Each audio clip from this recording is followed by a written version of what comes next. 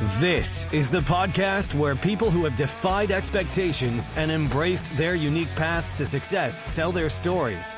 If you care about traditional old-fashioned values and want to achieve modern success, you've come to the right place.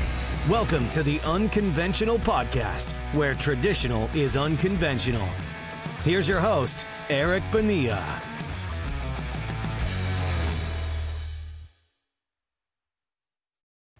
Hey, it's Eric Bonilla, host of the Unconventional Podcast, where traditional is unconventional.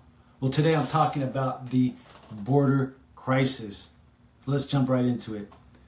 As you know, the border situation has never been perfect. In fact, far from perfect. The last administration, Trump, tried to get the wall up, got the wall up, ton of pushback. You know, of course, illegals were still getting over. It's never been a perfect situation, but it's a lot better than what's happening right now. In fact, I just saw a number today of 12 million illegals who have come over during the Biden administration. I would say that number is way low. I would double that number. I would say it's closer to 24 million. The border is wide open right now. There's little to no vetting going on. We have people from all over the world coming in this country.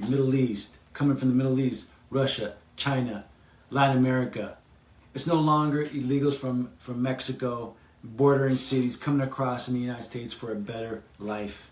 We got mostly military-aged men from around the world coming in this country. In fact, there's something crazy going on. The crime rates in a lot of countries, especially in Latin America, has come down. Yeah, their crime rates are coming down, but something crazy is going on. Our crime rates are going up, skyrocketing. And it's because they're clearing out all their criminals, right? They're emptying their jails. They're emptying their prisons. They're clearing out their streets of criminals. And we have them now in America. And our crime rates are skyrocketing. Violent crimes, everything's up. In fact, here's some numbers. We have 13,000 murderers. We got 19,000 rapists. We got 425,000 criminals right now being tracked. There was two horrific murders of two young girls, a 22-year-old Lincoln Riley and Jocelyn Nungare, a 12-year-old, brutally murdered. Horrible. And not to mention our border agents. Our border agents are battling these cartels. We're taking on,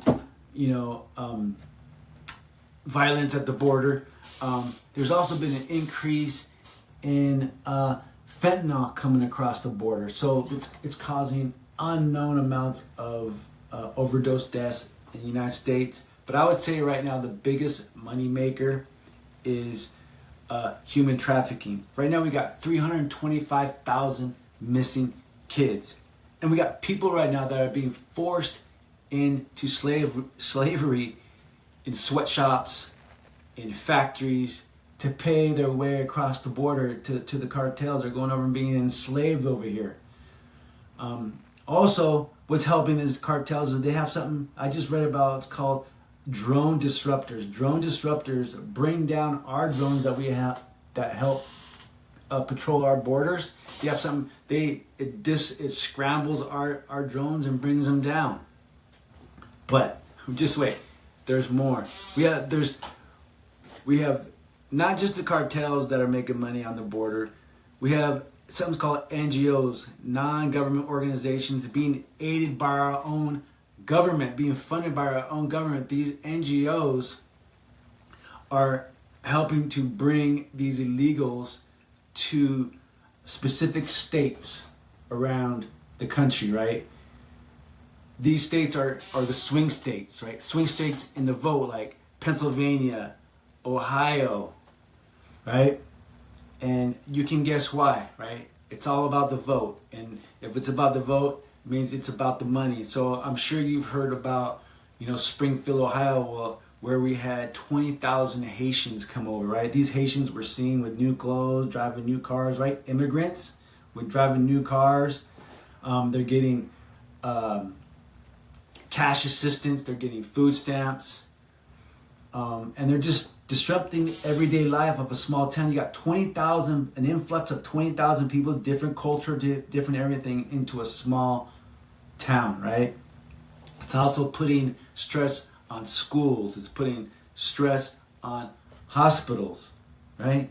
And it also happened just recently to another small town that you might not have heard of. And it happened to a city called Charleroi, Pennsylvania, where the NGOs, a non-government organization, and the feds brought in 2,000 Haitians into their small town to work in the factories, right?